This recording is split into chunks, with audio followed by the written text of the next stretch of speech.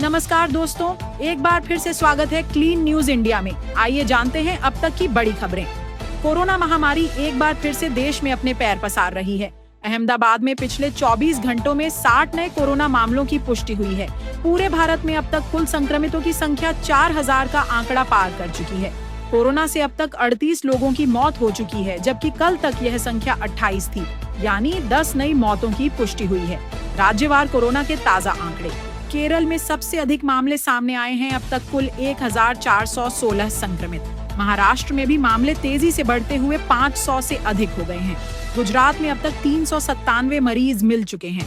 पश्चिम बंगाल में 372 कोरोना संक्रमित की पुष्टि हुई है।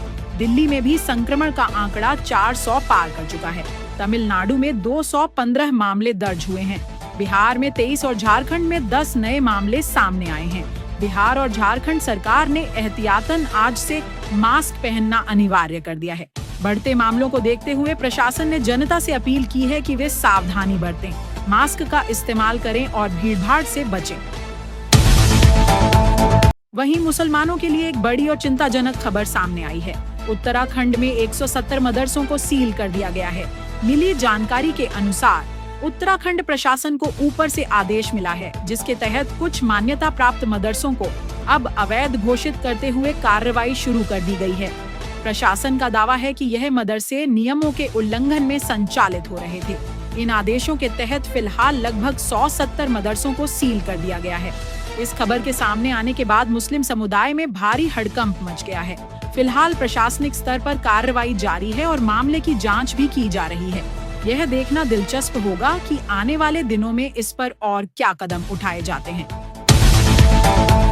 आईपीएल 2025 आरसीबी ने जीता अपना पहला खिताब। विराट कोहली ने रचा इतिहास। आईपीएल इतिहास में आज का दिन बेहद खास बन गया, क्योंकि रॉयल चैलेंजर्स बैंगलोर आरसीबी ने अपना पहला आईपीएल खिताब जीत लिया है। इस ऐतिहासिक फाइनल मुकाबले में आरसीबी ने पंजाब को 191 रनों से हराकर खिताब अपने नाम किया। आईपीएल की शुरुआत के 17 साल बाद आरसीबी को यह गौरव हासिल हुआ है। अब तक यह टीम कई बार प्लेऑफ और फाइनल तक पहुंची थी, लेकिन खिताब से दूर रह गई थी। लेकिन इस बार विराट कोहली की कप्तानी में टीम ने इतिहास रच दिया। मैच के बाद विराट कोहली भावुक हो गए और उन्हें मैदान पर रोते हुए देखा गया।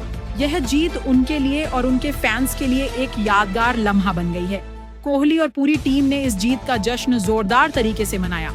अगर आप भी इस ऐतिहासिक जीत की खुशी में शामिल होना चाहते हैं, तो नीचे कमेंट बॉक्स में बधाई हो आरसीबी जरूर लिखें। बाढ़ और भूस्खलन से तबाही, 37 की मौत, कई राज्यों में रेड अलर्ट। उत्तर पूर्वी राज्यों में लगातार हो रही भारी बारिश और भूस्खलन के कारण हालात बेहद खराब हो गए हैं।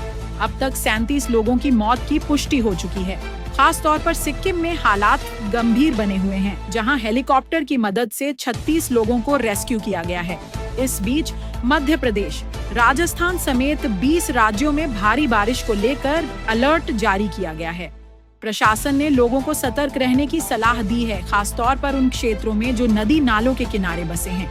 अचानक बाढ़ जैसे हालात बन सकते हैं, इसलिए सभी से सतर्कता बरतने की अपील की गई है।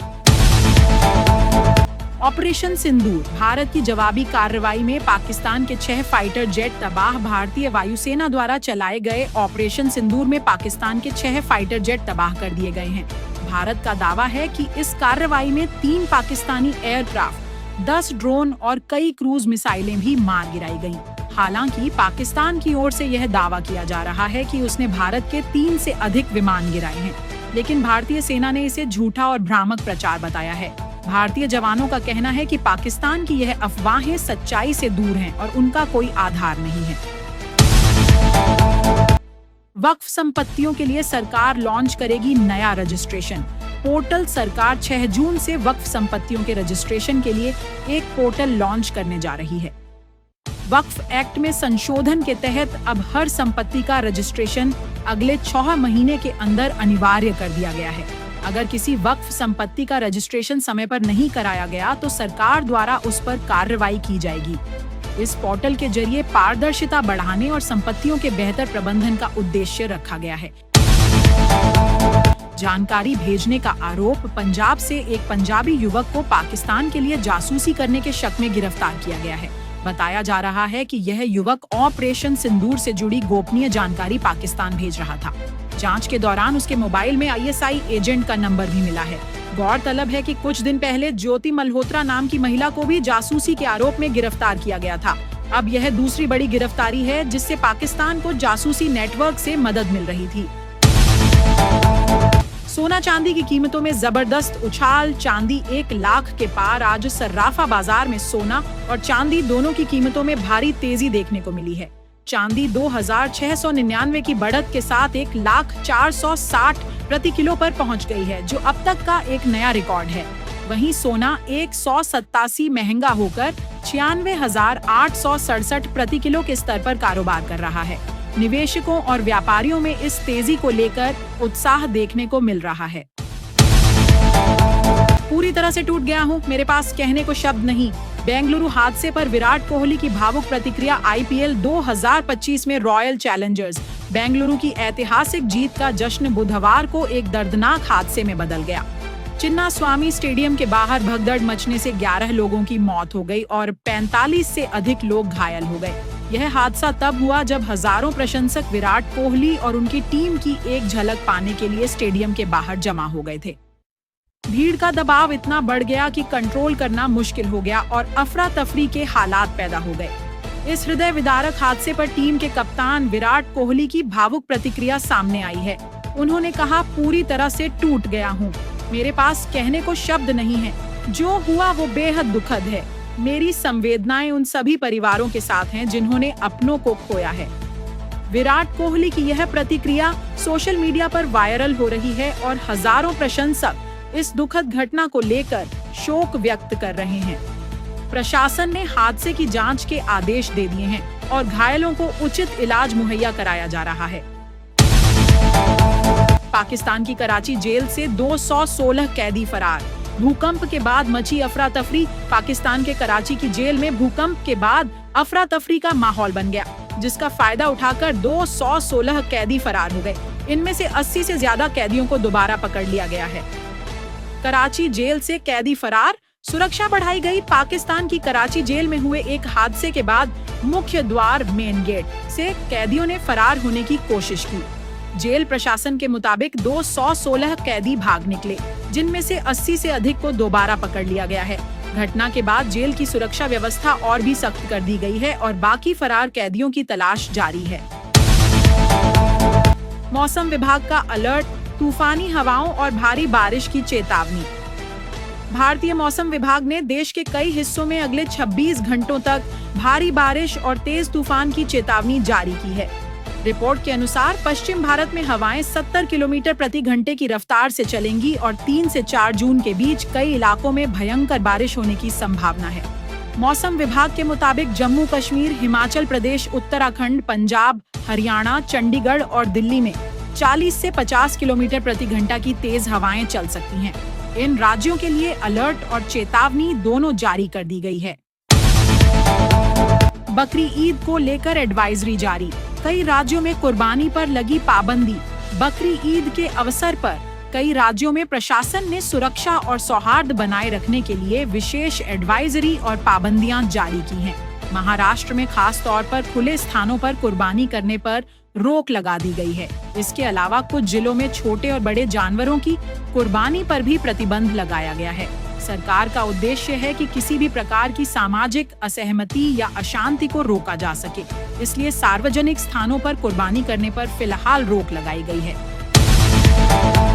गोरखपुर में बर्ड फ्लू का खतरा, कई इलाकों में चिकन पर पाबंदी। अगर आप फार्म का चिकन खाते हैं तो यह खबर आपके लिए जरूरी है। उत्तर प्रदेश के गोरखपुर में बर्ड फ्लू के मामले सामने आए हैं।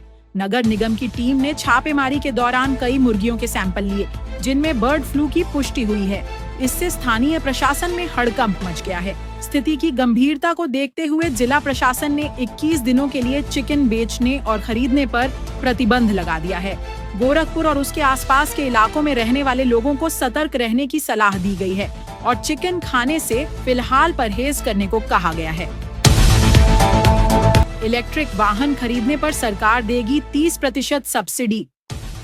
रेखा गुप्ता का ऐलान। दिल्ली की नई मुख्यमंत्री रेखा गुप्ता ने एक बड़ी घोषणा करते हुए कहा है कि अगर कोई नागरिक इलेक्ट्रिक वाहन खरीदना चाहता है तो उसे सरकार की तरफ से 30% सब्सिडी दी जाएगी। इस योजना के अंतर्गत कार, बाइक, ई रिक्शा या किसी भी प्रकार के सवारी या प्राइवेट इलेक्ट्रिक वाहन पर यह सब्सिडी लागू होगी।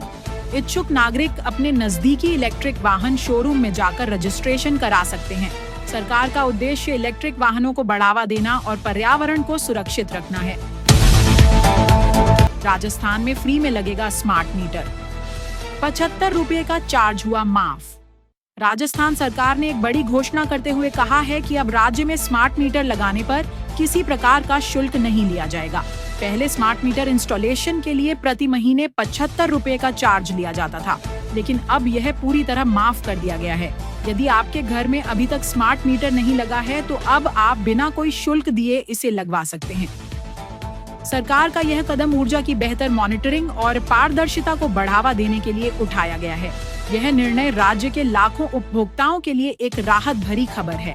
500 रुपए के नोट की छपाई बंद, जल्द हो सकता है पूरी तरह प्रचलन से बाहर। सरकार ने 500 रुपए के नोट की छपाई बंद करने का निर्णय ले लिया है। अब देश में एटीएम में भी 500 रुपए का नोट नहीं मिलेगा। अगर आपके पास 500 रुपए के नोट हैं, तो यह खबर आपके लिए बेहद महत्वपूर्ण है।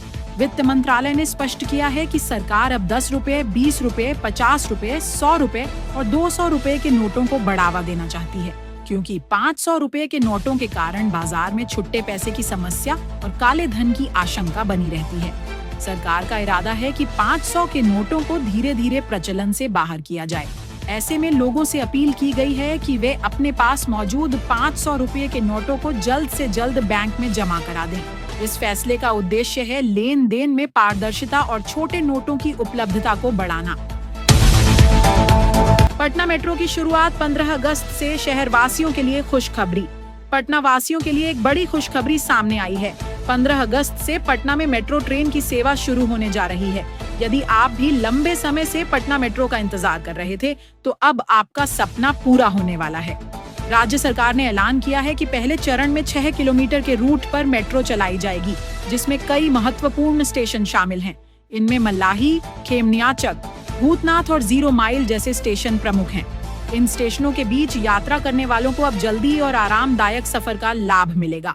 मेट्रो सेवा के शुरू होने से पटना में शॉर्ट डिस्टेंस ट्रैवल आसान और समय की बचत वाला हो जाएगा। मेट्रो का यह चरण पूरी तरह से तैयार है और ट्रायल सफल रहने के बाद जनता के लिए इसे खोल दिया जाएगा। अगर आपको यह जानकारी पसंद आई हो तो वीडियो को लाइक और शेयर जरूर करें। ऐसे ही लेटेस्ट अपडेट्स के लिए हमारे चैनल क्लीन न्यूज इंडिया को सब्सक्राइब करें। धन्यवाद।